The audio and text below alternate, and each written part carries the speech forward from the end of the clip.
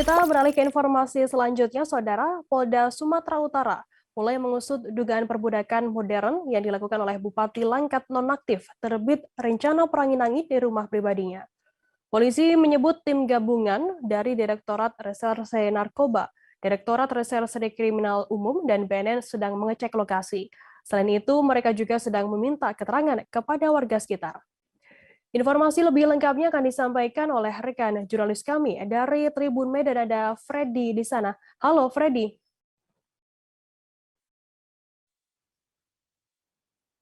Ya, halo.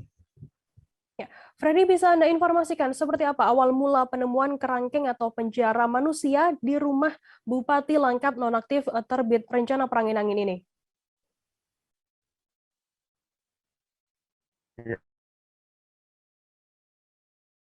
Ya, halo, Firda dan juga pribadi Bupati Langkat. Tapi rencana Peranginangin itu jadi awalnya ketika polisi dan KPK itu melakukan operasi tangkap tangan terhadap Bupati Langkat tersebut. Jadi mereka itu mendatangi beberapa lokasi termasuk rumah dinas Bupati dan juga rumah pribadi Bupati Langkat itu. Namun pada saat dilakukan penggeledahan rupanya di situ polisi dan KPK menemukan adanya penjara manusia itu yang pada saat itu berisi 4 orang tahanan begitu Firda, dan pada saat itu juga polisi melakukan sedikit penyelidikan bahwa mereka itu merupakan warga yang sedang direhabilitasi di rumah Bupati Langkat tersebut. Namun belakangan diketahui bahwa uh, tempat rehabilitasi itu hingga sampai saat ini tidak memiliki izin, dan juga mencuat kabar bahwa 2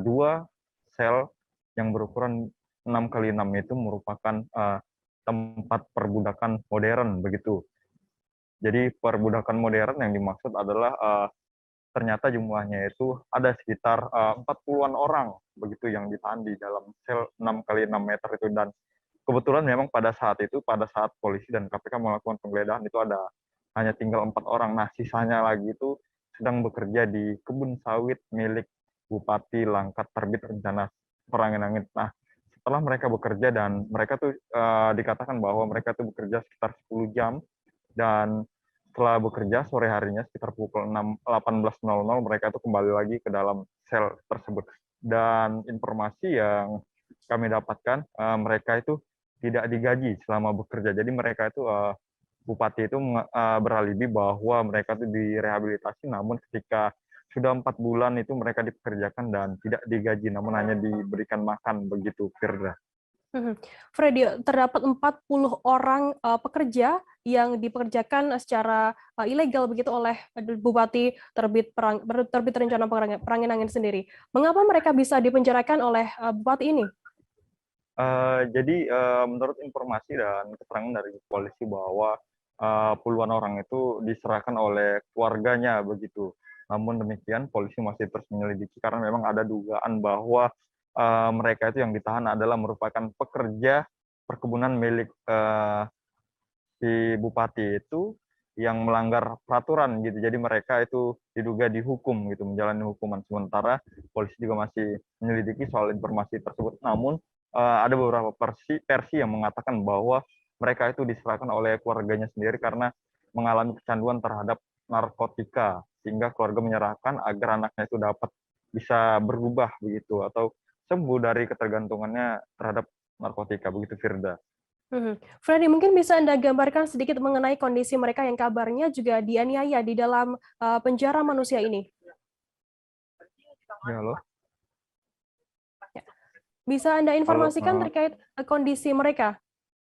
Oh iya, jadi memang kondisi sebagian dari mereka itu ada yang babak belur kemarin itu pada saat dilakukan penangkapan oleh KPK dan juga polisi. Jadi mereka itu disebutkan bahwa luka-luka itu karena pada saat itu baru ditahan di situ selama 2 hari. Jadi selama mereka itu ditahan 2 hari, mereka itu masih meronta begitu, meronta-ronta, tidak terima, sehingga terjadi penganiayaan begitu yang diduga dilakukan oleh ajudan dari bupati tersebut atau tugas yang berada di rumah pribadi Bupati Langkat tersebut. Jadi begitu soal penganiayaan, dan mereka tuh lebam-lebam begitu, Firda. Dan untuk saat ini Firda dan juga pemirsa, bahwa uh, dari total puluhan itu sekitar 27 orang itu sudah dievakuasi ke rumah keluarganya masing-masing. Jadi mereka dikembalikan kemarin malam setelah itu sempat polisi mendapat perlawanan penghadangan oleh sejumlah warga yang ada di lokasi. Jadi mereka menolak 27 orang tahanan itu dibawa ke panti rehabilitasi begitu Firda. Karena memang polisi menyatakan bahwa panti rehabilitasi itu ilegal dan sama sekali tidak memiliki standarisasi rehabilitasi begitu, dan mereka juga tidak memiliki tim medis untuk memeriksa apakah warga yang direhabilitasi itu sudah sembuh atau belum.